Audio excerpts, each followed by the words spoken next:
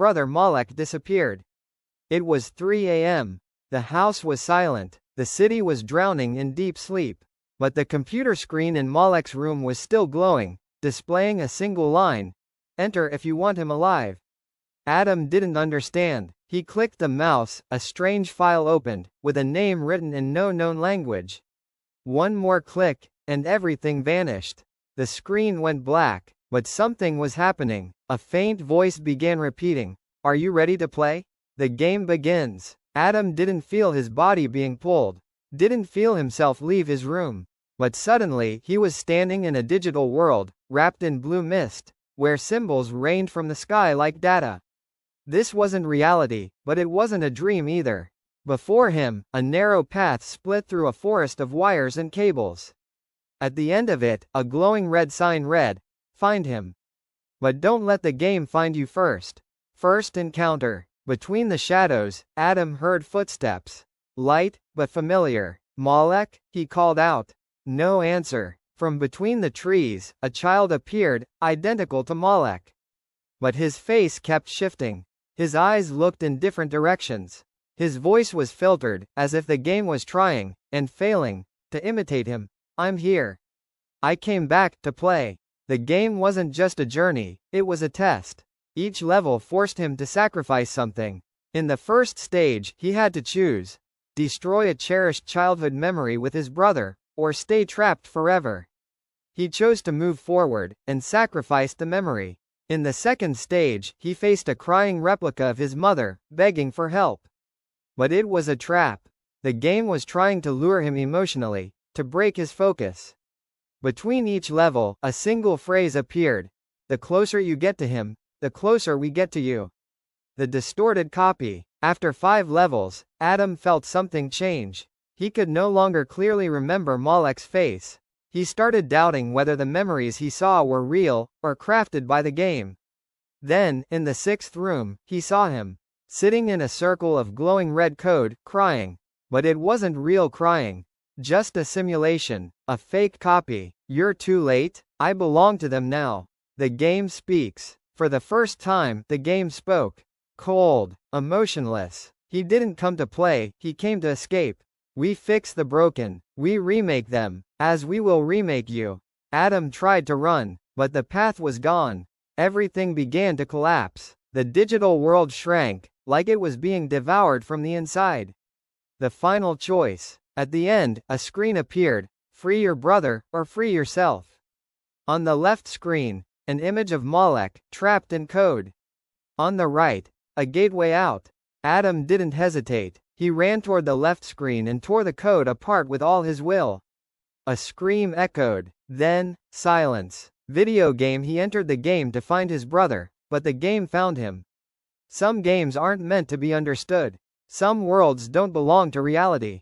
But strangest of all, the game wasn't something he entered. It was something that entered him. Malik had been missing for 6 days.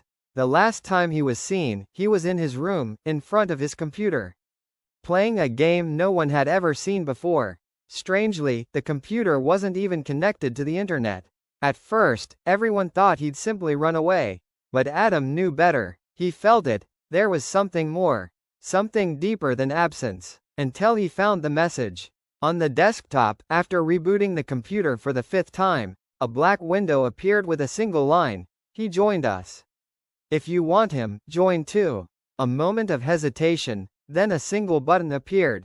As soon as Adam clicked it, he heard a voice, not from the game, but from inside the room, whisper in his ear: "The game doesn't begin until you're alone." Black screen, falling code, heartbeats. He didn't feel the transition. He didn't feel anything. But what he saw wasn't a normal virtual world. It was a network, not a defined world, but a blend of memory and technology. As if his brother's computer wasn't just a machine, but a gateway to something far greater. And in the corner stood a shadow with a white mask, who said, "Welcome, player 2. Cyclone redefinition. There were no menus in this game. No instructions. He wasn't in control, he was the subject. The first thing asked of him: choose a memory to forget. 3 images appeared, him and Malik playing as kids. Their first big fight. The day Malik disappeared, he had to sacrifice one, each holding a different weight. He chose the first, and suddenly, he could no longer remember what his brother's laugh sounded like. The faces twist. In the second stage, the game began distorting faces. He walked through a town filled with people he knew, but their faces were flipped or blank. His mother called out to him. Then her voice turned to music. Then back, digitized. If you're looking for him, why are you running from yourself? Every time he approached someone, they melted, disappeared, leaving behind trails of red code. Mirror Malik. In the middle of the game, he found him, standing in an empty street, silent. When he approached, a dialogue box appeared. This isn't him. But he remembers you. Malik's voice played like a recording, repeating old words. Why didn't you help me? When I needed you, you left me. Adam tried to touch him, but felt nothing. Then Malik dissolved, turning into a screen playing their memories, until it shattered. DNA the transformation. Adam no longer felt like himself. With every stage passed, he lost something. A memory, a feeling, even his facial features. His reflection in screens showed someone unrecognizable.